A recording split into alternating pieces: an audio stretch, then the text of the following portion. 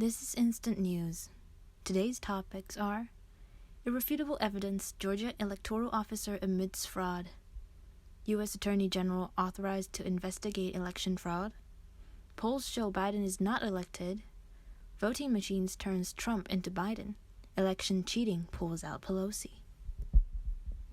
Trump's big move was to fire Secretary of Defense Mark Esper on November 9th. He continues to tweet and has no plans to admit defeat. Vice President Pence and Senate Majority Leader McConnell all endorsed Trump and supported Trump's legal approach. Although Trump hasn't appeared publicly for several days, he did not remain silent and has sent multiple tweets. Besides tweets on Esper's firing, the soaring of the stock market, and the upcoming COVID-19 vaccine, the rest are all related to the election. Trump is fighting legal battles against various suspected voter fraud cases in several swing states. His campaign attorney, Matt Morgan, said, "Pennsylvania has formulated different rules based on how voters in the state choose to vote. We believe that this dual election system has led to counting suspected fraudulent votes without proper inspection or supervision." Simultaneously, a pollster in Wayne County also filed a lawsuit alleging Detroit officials to have massive voter fraud. There are also many allegations of voter fraud in Clark County, Nevada, Milwaukee, Wisconsin, and Atlanta, Georgia. In particular, former U.S. Solicitor General Ken Starr said that without a city council, the Pennsylvania state court's mandatory decision to postpone the disputed vote was a constitutional trouble. As one of the states with the slowest counting of votes, Georgia will complete the counting on Tuesday or Wednesday, said an election official on Monday. He also admitted that the state does have problems with illegal voting and promised to pursue it. According to the results of the votes currently in question, the vote gap between Trump and Biden in the state is only 0.2%. The state's election officials also said that Georgia would recount the votes if the court responds to the Trump team's legal action. On Monday, Georgia Senators David Perdue and Kelly Loeffler issued a joint statement calling on the state's Secretary of State Brad Raffensperger to resign. On Tuesday, Raffensperger refused on Twitter. The Trump team's lawsuit against alleged fraud in the U.S. election is underway. On November 9th, U.S. Attorney General William Barr issued a memorandum authorizing federal prosecutors to investigate allegations of a large number of voting violations.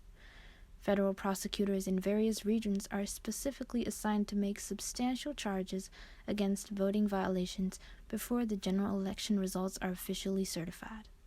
The memorandum stated that voting is now over, and it is imperative for the American people to believe in American election methods and the election results to reflect voters' wishes accurately. According to the Constitution and congressional legislation, states that have primary responsibility for holding and supervising elections.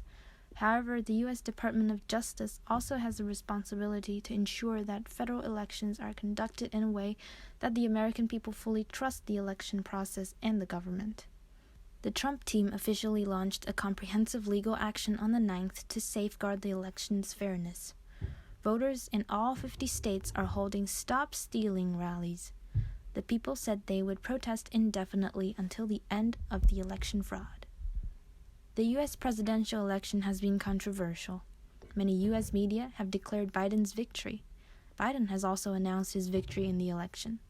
However, President Trump refused to admit defeat. It is said that significant progress has been made, and the U.S. political news and poll data aggregation website Real Clear Politics, RCP, currently does not indicate that Biden has won Pennsylvania's 20 electoral votes. With only 259 votes, Biden has not passed the 270 vote threshold. On November 9th, many netizens discovered that the U.S. political website Real Clear Politics, which claimed that Biden had received 279 votes, had quietly adjusted his electoral votes to just 259. Pennsylvania, which was formerly under Biden's banner, is now back in pending status. As a result, Biden's electoral votes are not enough to reach the 270 required to win the election. As of press time, the number of votes Biden shown on the RCP website is still 259. In recent days, evidence of fraud in the Biden campaign has been exposed continuously. In many states controlled by the Democratic Party, voting machines have counted votes that belong to Trump as Biden's.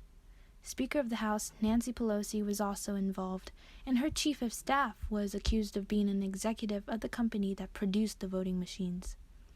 One of Trump's lawyers, former lead counsel in the U.S. Court of Appeals, Sidney Powell, told Fox News host Maria Bartiromo in an interview that the Democratic Party is systematically manipulating the U.S. election. Bartiromo said that the report she saw revealed that Pelosi's chief of staff was an important executive of Dominion Voting Systems, which made the vote-counting software. It also showed that Richard C. Bloom, husband of California Democratic Senator Dianne Feinstein, is a significant shareholder of the company. Bartiromo asked Powell, "What are the interests of the Democratic Party in these software business?" Powell replied that it is clear that the Democratic Party used this vote-counting system to steal the votes, that the vote-counting software made by Dominion transfers Trump's votes to Biden's. Dominion voting machines are being used in swing states, such as Pennsylvania, Michigan, Wisconsin, Nevada, Georgia, and Arizona. In Antrim County, Michigan alone, the voting system gave Biden more than 6,000 votes stolen from Trump. Thank you for watching. If you enjoyed the video, please comment, like, and subscribe to our channel, and don't forget to turn on the bell to receive our latest notifications.